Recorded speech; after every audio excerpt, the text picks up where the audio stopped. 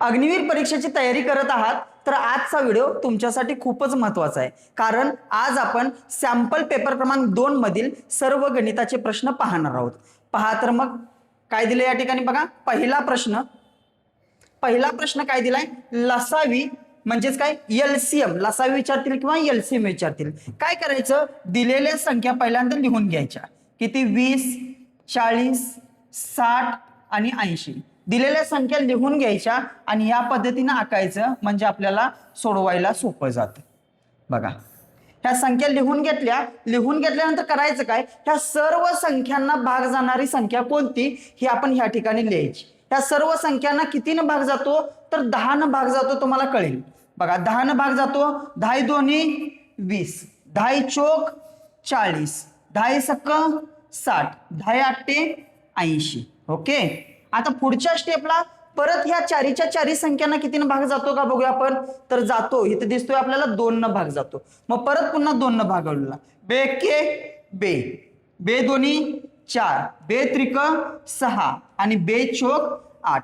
परत पुन्हा काय करायचं, परत पुन्हा रेषा आखायची आणि बघायचं ह्या परत पुन्हा चारीच्या चारी संख्येला भाग जायला पाहिजे. कारण जेव्हा खाली 1 येतो तेव्हा काय होतो, त्या गणिताचं ती प्रोसेस पूर्ण संपते. मात्र राहिलेले 3ला भाग जातो का बघायचं. जर 3ला भाग जात नसेल तर कोणत्या तरी 2ला भाग जातो का, तर जातो. 2ला आणि 4ला भाग जातो. कितीने जातो, 2 जातो. जेनं भाग घालवायचा ते इकडे लिहायचं. म्हणजे किती, बे एके बे, 3ला जात नाही म्हणून 3 आहे तसा उतरून घेतला आणि बे दोन्ही 4. लक्षात आलं. आता बघा, परत पुन्हा ह्या ठिकाणी 1 आला म्हणजे ह्याचा पण संबंध संपला. आता फक्त एवढं राहिले. आता ह्या 2ला भाग जातो का कोणत्या संख्येनं, तर जात नाही. मग जात नसेल तर मग एकट्याला घालवायचा. आपण काय करूया, 3 घालूया. 3 एके 3 म्हणजे ह्याचा संबंध संपला. राहिले 2ला भाग जात नाही म्हणून उतरून घेतला.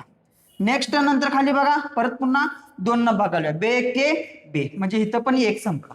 म्हणजे जोपर्यंत खाली 1 येत नाही तोपर्यंत भाग घालवायचा. म्हणजे काय आला तुमचा लसावी. आणि ज्या ह्या संख्या आल्या ह्या संख्यांचा गुणाकार करायचा. करूया आपण.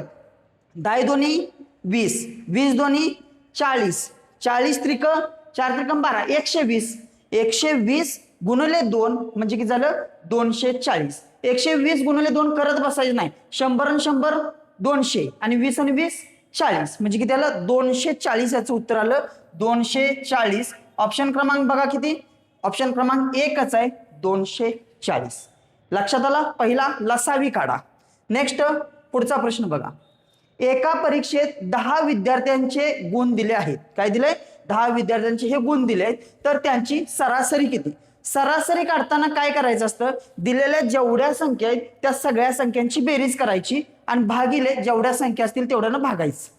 लक्षात आलं. आपण करूया बेरीज. आता ह्या ठिकाणी 7 जास्त वेळा दिले, मग बेरीज करताना पण कसं लक्षात बघा. 7 एके 7, 7 दोन्ही 14, 7 त्रिका 21, 7 चोक 28. एवढं किती झालं, 28. 28 आणि 10 38, 38 परत पुन्हा 2 40, परत पुन्हा 9 40 आणि 9 49, 49 आणि 3 53, 53 परत पुन्हा किती आले, 53 आणि 5 58, 58 पुन्हा 9 58 आणि 9 जर का पाहिले तर किती आले, 67, 67 आणि झाले 7 तर घेतलेले आहेत. किती आलं, 67. यांची बेरीज आली 67 आणि ह्या संख्या किती आहेत, 10. म्हणून काय करायचं, त्या 10 खाली भागायचं.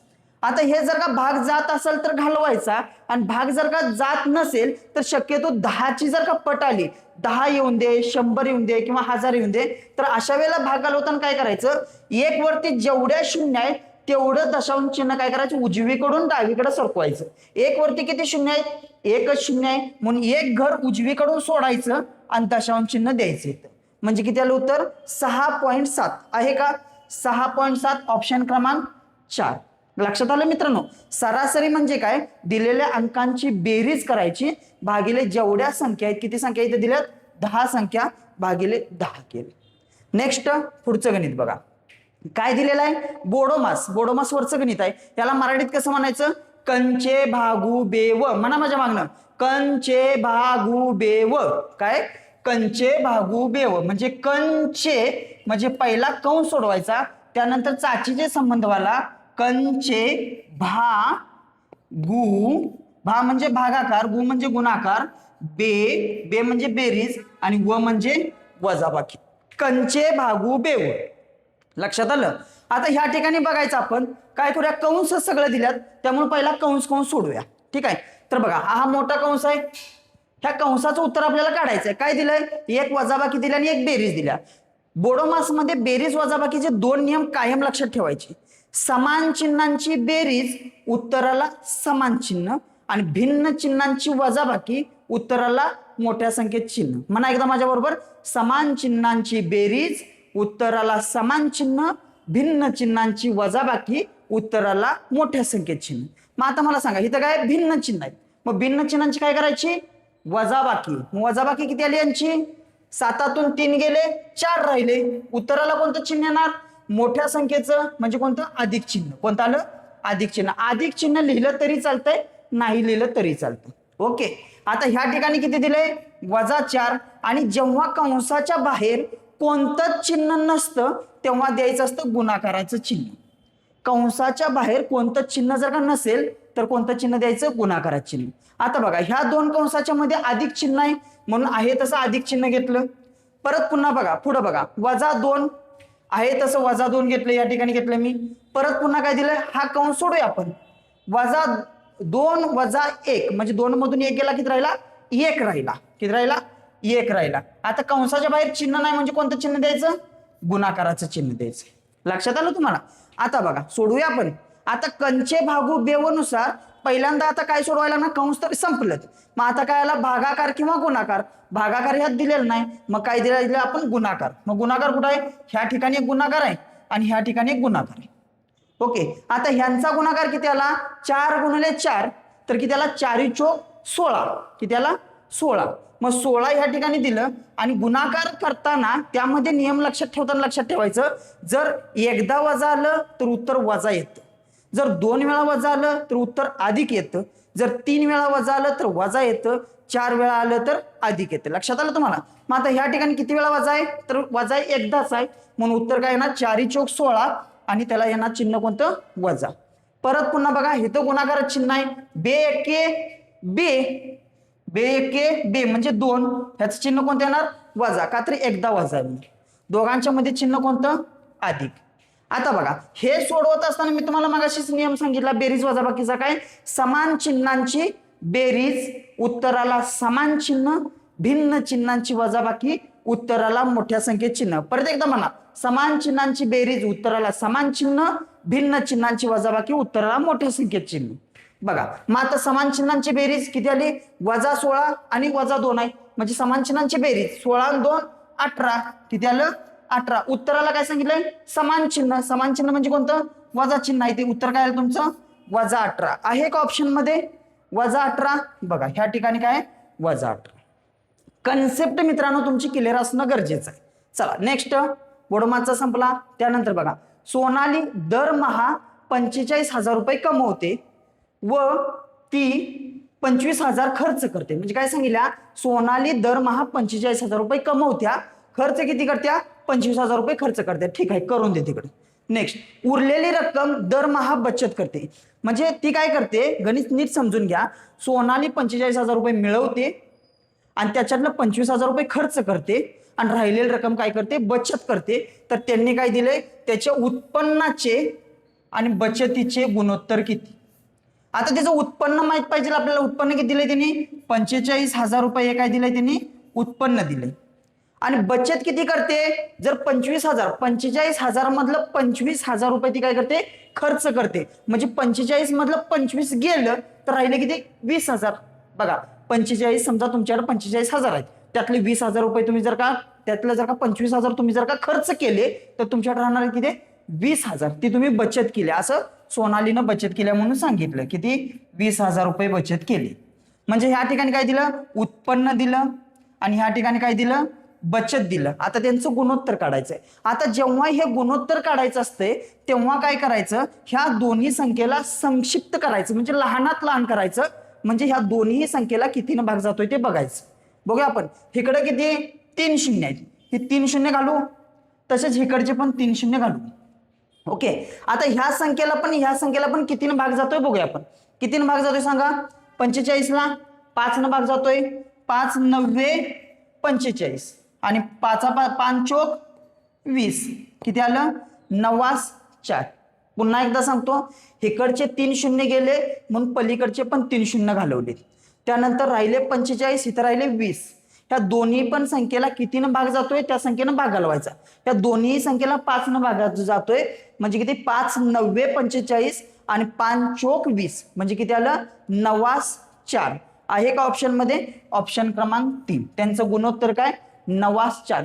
आता नीट लक्षात घ्या, गुणोत्तर म्हणजे काय की संक्षिप्त रूप, लहानात लहान रूप, त्याला काय म्हणायचं गुणोत्तर म्हणायचं. मित्रांनो कन्सेप्ट जर समजत असेल, आपला व्हिडिओ जर का तुम्हाला चांगला वाटत असेल, तुमचा एक मार्क तुम्हाला वाढवायचा असेल तर पहिल्यांदा व्हिडिओला लाईक करा, सबस्क्राईब करा आणि आपण पुढे जाणार आहोत. पुढचा प्रश्न केलं का लाईक आणि सबस्क्राईब?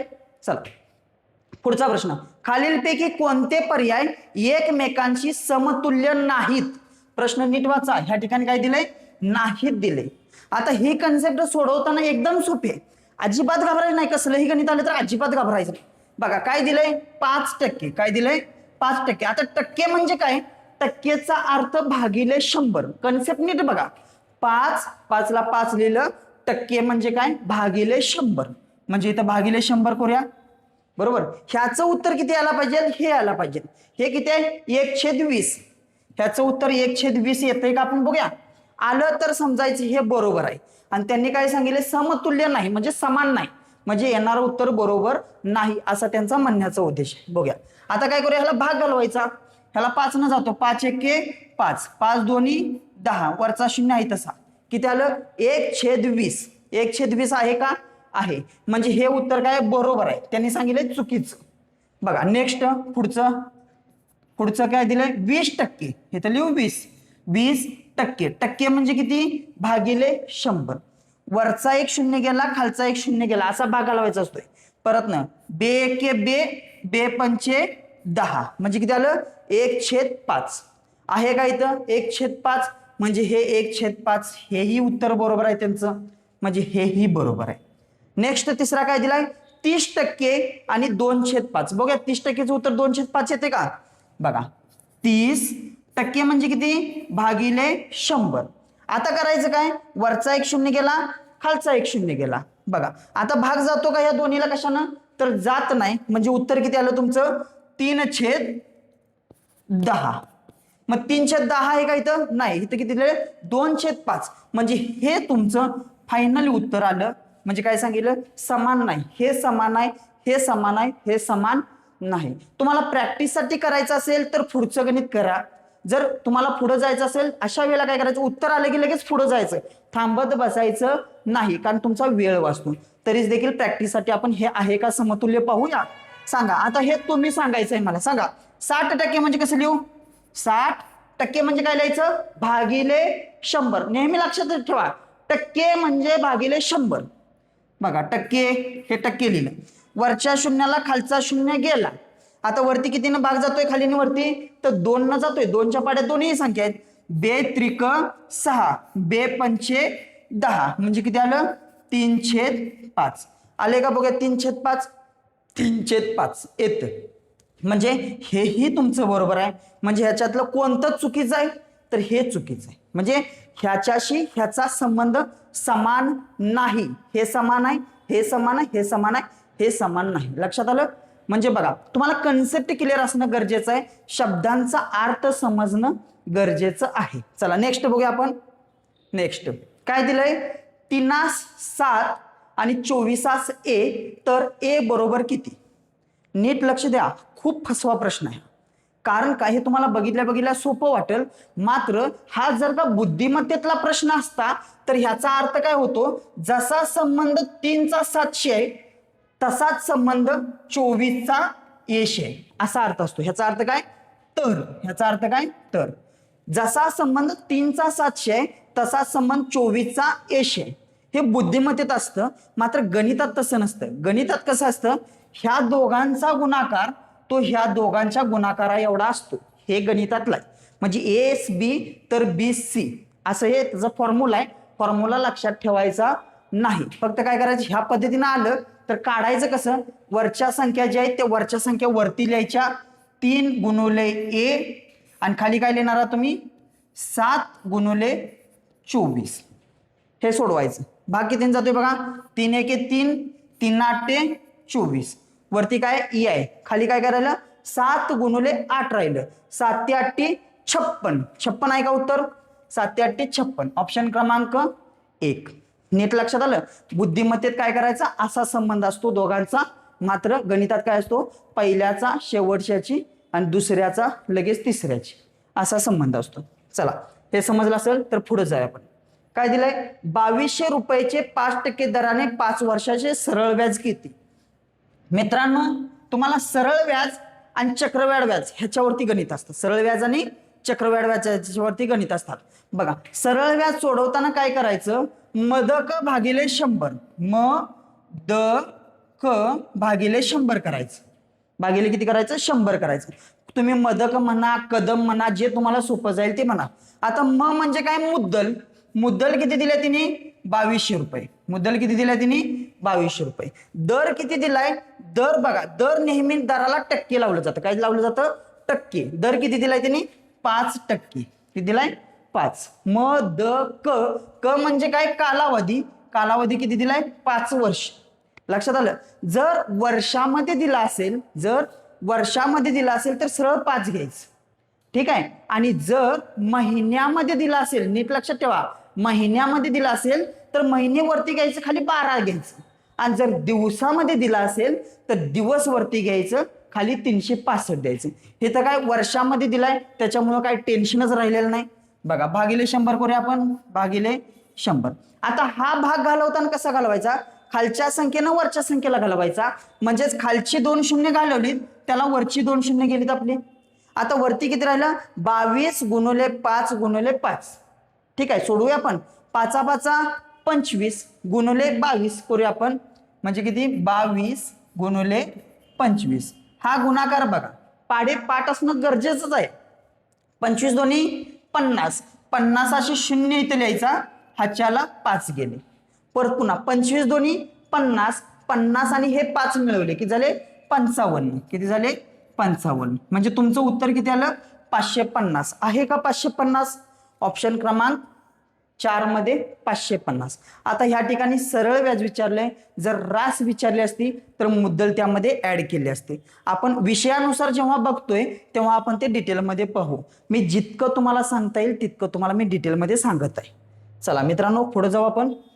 पुढचा बघा ए अधिक बी आणि ए अधिक बी हे 2 कंसात दिले. हे नेहमी टिंबटिंबच्या बरोबर असतं. हे काय घातांकाचा सरळ सरळ नियम आहे. घातांकाचा नियम आहे. काय दिला इथं ए अधिक बी आणि ए अधिक बी ह्या दोघांचा काय गुणाकार. म्हणजे 2 गुणिले 2 बरोबर किती येणार एक तर 4 येणार नाहीतर काय येणार 2चा वर्ग येणार. सरळ सरळ आहे साधं बरोबर. तसंच दिले ए अधिक बी आणि ए अधिक बी 2 वेळा गुणाकार दिलाय. 2 वेळा गुणाकार म्हणजे काय वर्ग. जर 3 वेळा गुणाकार असता तर घन. म्हणजे किती ए अधिक बी आणि ए अधिक बी म्हणजेच काय ए अधिक बी चा घन ए अधिक बी चा वर्ग ए अधिक बी चा वर्ग. आलं का ए अधिक बी चा वर्ग कुठं आहे ए अधिक बी चा वर्ग. ऑप्शन क्रमांक 1. लक्षात आलं. इतकं सोपं आहे. काय काय खूपच सोपी गणित असतात फक्त आपल्याला माहित नसतं त्यामुळे आपण बॅकफुटला राहतो किंवा कन्सेप्ट आपले क्लिअर नसतात. एक मार्क असाच मिळवत जायचं. बघा वृक्षांच्या एका ओळीमध्ये एक वृक्ष डावीकडून 15व्या व उजवीकडून 26व्या स्थानावरती. म्हणजे काय सांगितलं या ठिकाणी डावीकडून कितवा सांगितलाय 15वा. डावीकडून कितवा सांगितलाय 15वा. बघा डावीकडून 15व्या स्थानावरती आहे आणि उजवीकडून कितवा सांगितलाय 26वा. म्हणजे एक वृक्ष डावीकडून 15वा आहे आणि उजवीकडून 26वा आहे. म्हणजे तो वृक्ष 2 वेळा मोजला. एकदा डावीकडून 1 2 3 4 5 6 15 पर्यंत मोजला 15 नंबरचा हा. बरं उजवीकडून मोजला 1 2 3 4 25 आणि 26 नंबरचा. म्हणजे ह्याला 2 वेळा मोजला. लक्षात आलं का तुम्हाला. म्हणजे काय करायचं अशा वेळेला म्हणजे त्या लाईन मध्ये किती वृक्ष असतील असं सांगितलंय तर म्हणजे त्यांची बेरीज आली. ह्यांची बेरीज काय ते आले 7 5 1101 हाच्याला 1 2 आणि 1 3 आणि 1 4 म्हणजे किती आली 41 आली. मात्र त्याला डबल मोजलाय ना तो 1 कमी करायला पाहिजे. मग तो 1 कमी केला म्हणजे किती आलं 1 कमी केल्यानंतर उत्तर आलं तुमचं 40. म्हणजे 40 तुमचं उत्तर कुठे आहे ऑप्शन क्रमांक 3. लक्षात आलं. मग ह्याच्यावरची गणित कोणते कोणते असतात तर ह्याच्यावरचे 2-3 प्रकारची गणित असतात की एका रांगेमध्ये मुलं उभा राहिलीत. काय असतात याच्यामध्ये मुले उभा राहिलीत किंवा वृक्ष हे याच्यावरती असतात.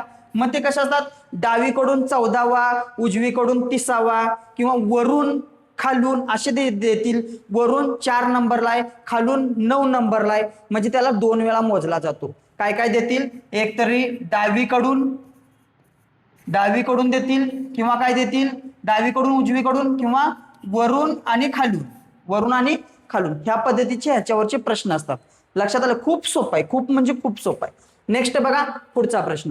एका आयताकृती वर्गाची म्हणजे एक आयताकृती वर्ग आहे आपला शिक्षकांचा वर्ग. एका आयताकृती वर्गाची एक बाजू 20 मीटर दुसरी बाजू 40 मीटर आहे तर त्याचे क्षेत्रफळ काढा.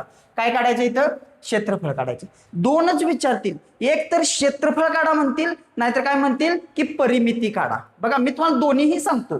त्याच्यामध्ये मी तुम्हाला दोन्ही गोष्टी कंप्लीट करून घेतो. बघा आयत बघा. पहिला आयत म्हणजे काय बघून घ्या तुम्ही. आयत म्हणजे काय या ठिकाणी जर का पाहिलं तुम्ही आयत म्हणजे काय तर आयत म्हणजे आयताच्या समोरासमोरील बाजू कशा असतात समान असतात. म्हणजे ह्या बाजूला ही बाजू कशी आहे समान आहे आणि ह्या बाजूला वरच्या बाजूला खालची बाजू समान आहे. ह्याला म्हणतात आयत. लक्षात आलं. आणि त्याला किती 4 कोन असतात आणि चारीच्या चारी कोन काटकोन असतात. ओके हा झाला आयत. आता बघा आयताची परिमिती काय आणि आयताचे क्षेत्रफळ काय बघा. आता हे जर का पाहिलं आतला सरफेस हा सरफेस म्हणजे काय क्षेत्रफळ. सरफेस म्हणजे काय क्षेत्रफळ आणि ही जी कडा दिसते ना येलो कलरची ती म्हणजे काय झाली परिमिती. परिमिती म्हणजे काय हे जी बाजू आहे ही बाजू ही बाजू ही बाजू आणि ही बाजू यांची बेरीज करणे म्हणजे परिमिती. आणि क्षेत्रफळ म्हणजे काय हा सरफेस. मग क्षेत्रफळासाठी तुम्हाला सूत्र माहित असणं गरजेचं आहे. बघा फक्त भूमितीसाठी सूत्र वापरा गणितासाठी सूत्र वापरू नका. गणित तुम्ही कन्सेप्ट समजून घ्या आणि भूमिती देखील कन्सेप्ट समजून घ्या. बघा हा झाला आयत. आता काय सांगितलंय आयताचे क्षेत्रफळ काढायचं आहे. आयताचे क्षेत्रफळ बरोबर काय लांबी गुणिले रुंदी हे आयताचे क्षेत्रफळ आहे. बघा मग किती लांबी किती आहे एका आयताची एक बाजू किती आहे 20 आहे म्हणजे ही बाजू 20 दुसरी बाजू किती सांगितली 40 म्हणजे ह्या दोन्ही बाजूंचा काय करायचा गुणाकार करायचा. झालं आलंच उत्तर तुमचं. म्हणजे गुणाकार किती आला 40 गुणिले 20 म्हणजे 4 दोन्ही 8 आलं. 4 दोन्ही किती आलं 8 आलं. आणि हा 1 0 आणि हा 1 0 हे 2 0 ह्याच्यावरती ठेवले तुमचं उत्तर आलं. काय अवघड आहे सांगा. एकदम कन्सेप्ट क्लिअर करून टाकायचं. ठीक आहे किती आलं उत्तर तुमचं 800 मीटर. 800 मीटर आहे का 800 ऑप्शन मध्ये नाही म्हणजे ऑप्शन चुकीचे आहे. तर काय 800 मीटर हे तुमचं उत्तर यायला पाहिजे 800 मीटर.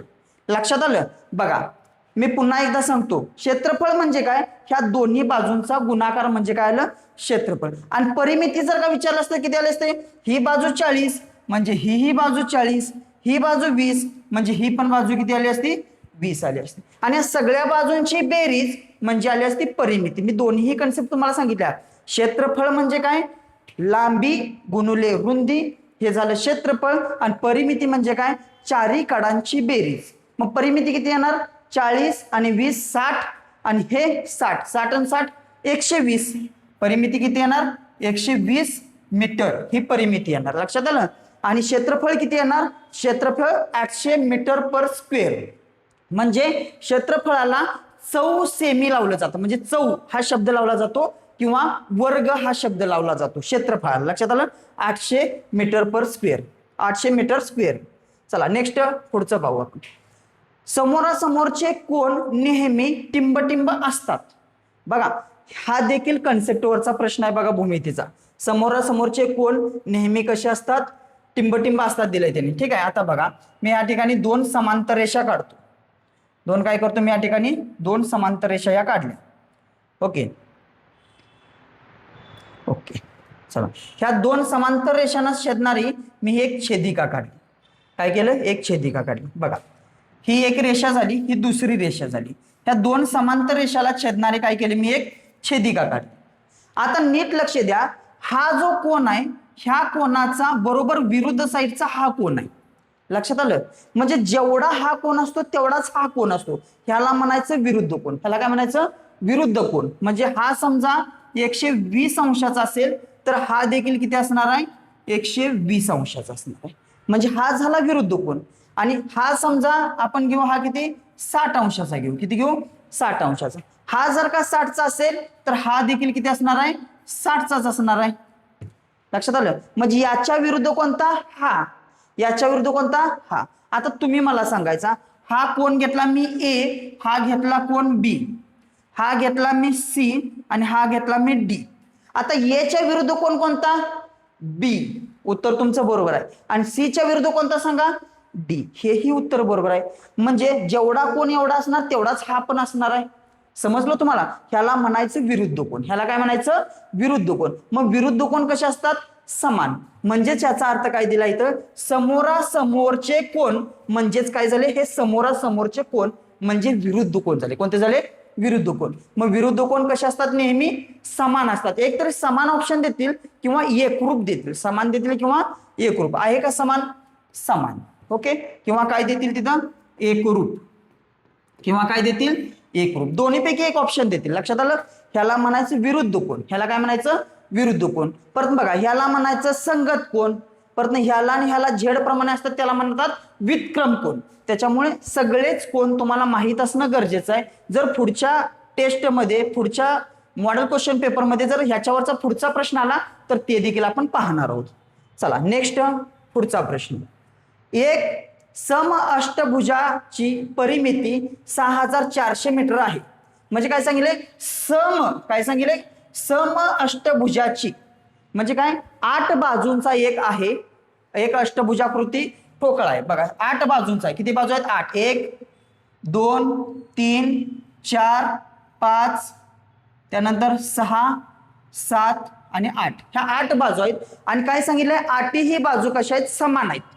आणि त्या 8 बाजूची परिमिती किती आहे 6400 आहे. परिमिती मी मगाशी सांगितलं परिमिती म्हणजे काय कडा, परिमिती म्हणजे काय कडा. आणि क्षेत्रफळ म्हणजे काय मधला सरफेस, क्षेत्रफळ म्हणजे काय सरफेस. आता बघा मी तुम्हाला इथे दाखवतो या ठिकाणी बघा हा जो भाग जो आहे मधला जो भाग आहे हा काय आला क्षेत्रफळ. आणि हा जो साईडचा जो भाग दिसतोय तो काय आला तुमचा परिमिती. काय आला परिमिती. आता त्यांनी काय सांगितलंय 8 बाजूची समान आहेत आणि त्यांची परिमिती किती आहे 6400 आहे. तर काय करायचं आहे एक बाजूची लांबी काढायची. किती एक बाजूची लांबी. बघा मग 8 बाजूची दिल्या तिने, 8 बाजूची किती दिल्या 6400 भागिले किती 8 बाजू आहेत. मग 8 न जर का भागलं तर एक बाजू निघणार आहे आपल्याला. बघा 8 एके 8, 8चा पडा म्हणा 8 संग 48, 8 साती 56, 8 8 64, 8 8 64 भागाला वरचा 2 शून्य आहे तसा किती आलं 800 मीटर. किती आलं 800 मीटर. आहे का ऑप्शन मध्ये 800 मीटर. ऑप्शन क्रमांक 2. कन्सेप्ट क्लिअर करत चला. क्षेत्रफळ म्हणजे सरफेस आणि साईडच्या कडाला काय म्हणतात परिमिती. मग परिमिती आणि इथे काय दिलंय सम अष्टभुजाची म्हणजे समान 8 भुजाची एकूण बेरीज म्हणजेच त्याला म्हणतात परिमिती. किती आहे 6800. तर एक बाजू किती तर एक बाजू 800 आली. म्हणजेच कसं ह्याची 800 ही 800 ही 800 असे जर का सगळ्या भुजा जर का मोजल्या तुम्ही तर किती होणार आहे तुमची 6400. कन्सेप्ट क्लिअर झाली. चला नेक्स्ट जाऊ आपण पुढचा प्रश्न. काय दिलाय हा समीकरणावरती एखादा प्रश्न असतो. समीकरणावरती बघा काय दिले समीकरण. जेव्हा एखाद्या समीकरणाच्या किंवा कंसाच्या बाहेर जर का एखादा अंक असेल तर त्या आतल्या दोन्ही पदांना काय करायचं गुणून घ्यायचं. बाकी काहीच करायचं नाही. गुणून घेऊया. किती घेऊया 4 त्रिकम 12. किती आलं 12x. पुन्हा 4 एके 4 त्याचं चिन्ह आहे तसं लिहिलं 4 एके 4. ओके हा काउंट झाला कंप्लीट. पुढचं बरोबर चिन्हाच्या पलीकडं 22x हाय तसा घेतला. आता काही इथे गुणाचा काय विषयच नाही. 22x हाय तसं घेतलं आणि पुढे किती आहे वजा 4/3. आता अशा वेळेला काय करायचं ज्याला x लावलेलं आहे ती पद एका साईडला करायची आणि विदाऊट x वाली एका साईडला करायची. बघा आता ह्या ठिकाणी दिले 12x आणि ह्या ठिकाणी दिले 22x. तर काय करूया मोठ्या पदाकडे हे पद नेऊया आणि बरोबर चिन्हाच्या पलीकडे जाताना मी याच्या अगोदर पण सांगितलंय बरोबर चिन्हाच्या पलीकडे जाताना काय होतं चिन्ह बदलतं. इकडं अधिक आहे ह्याचं चिन्ह नाही म्हणजे कोणतं अधिक. अधिकचं काय होणार वजा. म्हणजे इकडं हे 22x आहे तसं लिहिलं. ह्या 12चं काय होणार वजा 12x. एक्स वाली एका साईडला घेतली विदाऊट एक्स वाली एका साईडला घेऊया आपण. इकडं विदाऊट एक्स वाली एका साईडला घेऊया. किती घेऊया आता ह्याला वजा आहे 4/3 हे वजा आहे. इकडे आल्यावर काय होणार अधिक होणार 4/3. ह्याचं चिन्ह नाही म्हणजे कोणतं आहे अधिक. आणि हे -4 आहे तसं लिहिलं -4. आता याला छेद नाही म्हणजे छेद किती असतो, याला 1 असतो. छेद नाही म्हणजे छेद किती असतो, 1. आता ह्या ठिकाणी गणित सोडवताना नीट लक्ष द्यायचं. हे काय आहे, हा व्यावहारिक अपूर्णांक आहे. व्यावहारिक अपूर्णांकाची बेरीज किंवा वजाबाकी करताना नेहमी छेद समान करायचा. काय, छेद समान. मग आता ह्याला छेद समान करताना ह्याला किती न गुणाय पाहिजे, तर 4 न गुणल्यानंतर छेद समान होतो. 3 न गुणल्यानंतर छेद समान होतो. ह्याला जर का आपण 3 न गुणलं तर 3 एके 3. ह्याचं उत्तर किती आलं तुमचं, 3 आलं का. 3 एके 3. इकडं पण 3 आहे म्हणजे छेद समान झाला. खाली 3 न गुणलं म्हणल्यानंतर वरती पण काय करायचं, 3 न गुणायचं. ओके, म्हणजे किती, 4 त्रिकम 12. हे किती आलं, 12. तिथे किती आहे, 4. 4 वजा 12 किती आलं, 4 वजा 12 आणि खाली 3 छेद आहे. मग जो छेद आहे तो छेद आहे तसा लिहिला इथे 3 खालचा, आणि वरती किती, 4 वजा 12. आता भिन्न चिन्ह आहेत, भिन्न चिन्हांची वजाबाकी आणि उत्तराला मोठ्या संख्येचं चिन्ह. नियम नेहमी लक्षात ठेवा. म्हणजे किती आलं, भिन्न चिन्हांची वजाबाकी. 4 मधून 12तून 4 गेले, 8 राहिले, आणि मोठ्या संख्येत चिन्ह म्हणजे कोणतं, वजा चिन्ह. म्हणजे किती आलं, -8/3. हे उत्तर आलं. पुढचं आहे तसंच आहे आपलं, किती, 22x वजा 12. मग 22 मधून 12 गेले, किती राहिले तुमचे, तर राहिले 22 मधून 12 गेले 10x राहिले. किती राहिले, 10x राहिले. लक्षात आलं. आता याच्या पुढे जाऊन जर का बघायचं जर का झालं तर बघा, हे 10 इकडे गुणाकार स्वरूपात आहे. काय, गुणाकार स्वरूपात म्हणजे 10 गुणिले x असा अर्थ असतो. हे गुणाकार स्वरूपात आहे. इकडे आल्यानंतर काय होणार, भागाकार होणार.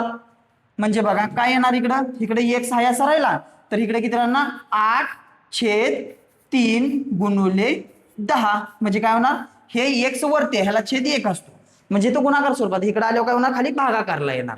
आता ह्याच्यामध्ये भाग घालूया आपण. भाग घालवताना किती जातोय, 2 जातोय. 2 चोक 8 आणि 2 पंचे 10. मग खाली किती परत भाग जातो का, नाही जात. म्हणजे वरती किती आलं, 4 आणि खाली किती आलं, 5 त्रिक 15.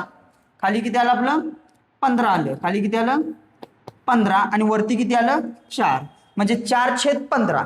4/15 आणि चिन्ह कोणतं आहे याचं, वजा चिन्ह आहे. म्हणजे चिन्ह कोणतं, वजा.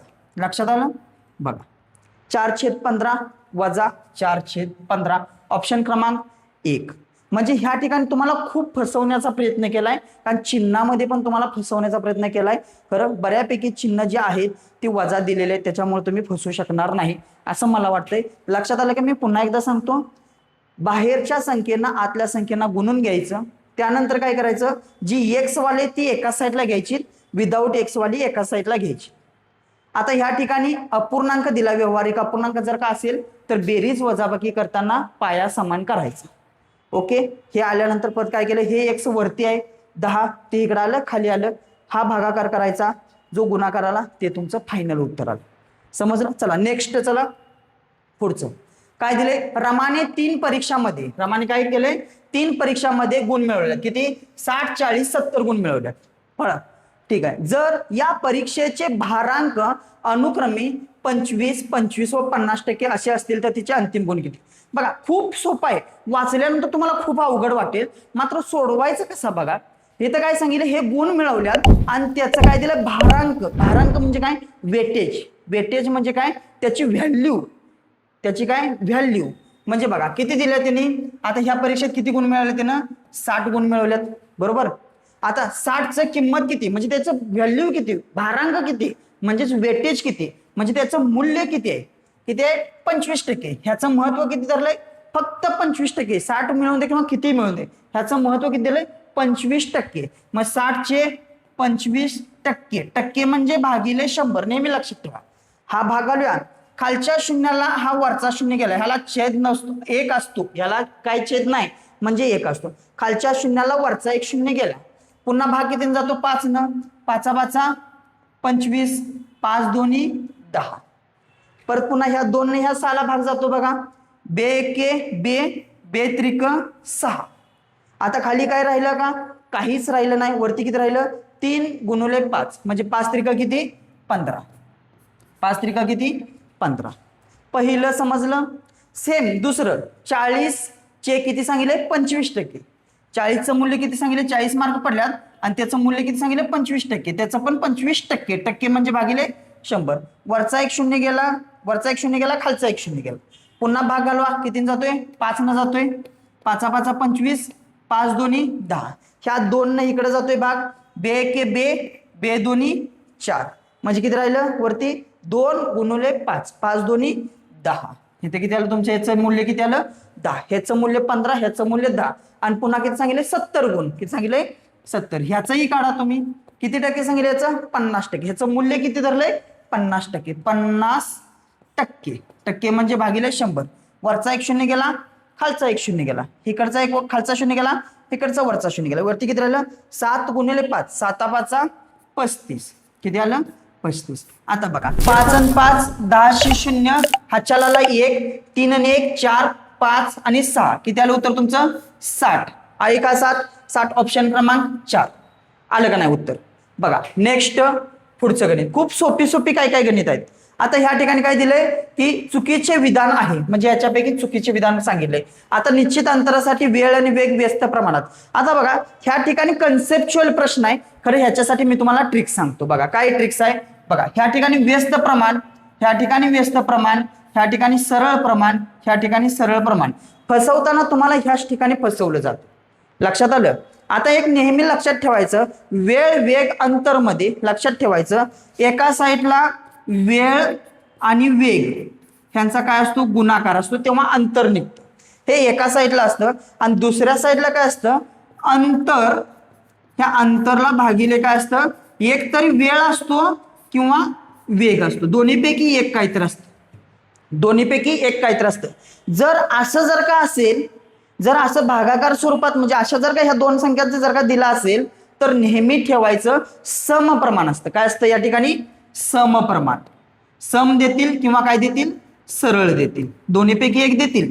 आणि जर असं गुणाकार स्वरूपात इकडे जर का असेल, वेळ आणि वेग जर का दिला असेल तर याचा काय असतं व्यस्त प्रमाण असतं. काय असतं व्यस्त प्रमाण. बघूया आपण काय दिलंय ते. बघा इथे काय दिलंय वेळ आणि वेग, वेळ आणि वेग कोणतं प्रमाण दिलंय व्यस्त, वेळ आणि वेग कोणतं प्रमाण आहे व्यस्त, म्हणजे हे बरोबर आहे. नेक्स्ट काय दिलंय वेळ आणि अंतर, वेळ आणि अंतर कोणतं पाहिजे समप्रमाण, इथं काय दिलंय व्यस्त प्रमाण, म्हणजे हे काय चुकीचं आहे. परत बघा वेळ आणि अंतर, वेळ आणि अंतर काय पाहिजे इथं समप्रमाण आहे का, वेळ आणि अंतर समप्रमाण आहे म्हणजे सरळ प्रमाण आहे का आहे. पुन्हा बघा अंतर आणि वेग, अंतर आणि वेग काय पाहिजे समप्रमाण म्हणजे सरळ प्रमाण आहे का आहे, म्हणजे चुकीचं कोणतं आहे ऑप्शन क्रमांक 2. ट्रिक्स लक्षात आली. एकीकडे वेळ आणि वेग त्यांचा गुणाकार, म्हणजे कन्सेप्ट कशी असते बघा. समजा तुम्हाला एखाद्या ठिकाणी जायचं आहे, जर तुमचा वेग वाढवला तर काय होणार आहे वेळ कमी लागणार आहे, कमी वेळात जाणार आहे. आणि जर तुम्ही शिस्तात चालला तर जास्त वेळ लागणार, म्हणजे ह्याला म्हणतात व्यस्त प्रमाण, ह्याला काय म्हणतात व्यस्त प्रमाण. तर तुम्ही ट्रिक्स मध्ये लक्षात ठेवा, वेळ आणि वेग जर का असेल तर काय व्यस्त प्रमाण, आणि अंतर भागिले वेळ किंवा वेग असेल तर काय असतं ते समप्रमाणामध्ये बदलतं. लक्षात आलं तुम्हाला, ठीक आहे. बघा नेक्स्ट पुढचं, संपले प्रश्न मित्रांनो, सर्व प्रश्न झाले. ह्याप्रमाणे तुम्हाला जर का कन्सेप्ट पण क्लिअर करायचे असेल आणि जर तुम्हाला एक एक मार्क मिळवायचा असेल तर व्हिडिओला लाईक करा, सबस्क्राईब करा आणि एक एक मार्क मिळवत चला. पुन्हा भेटू पुढच्या मॉडेल क्वेश्चन पेपरमध्ये. धन्यवाद.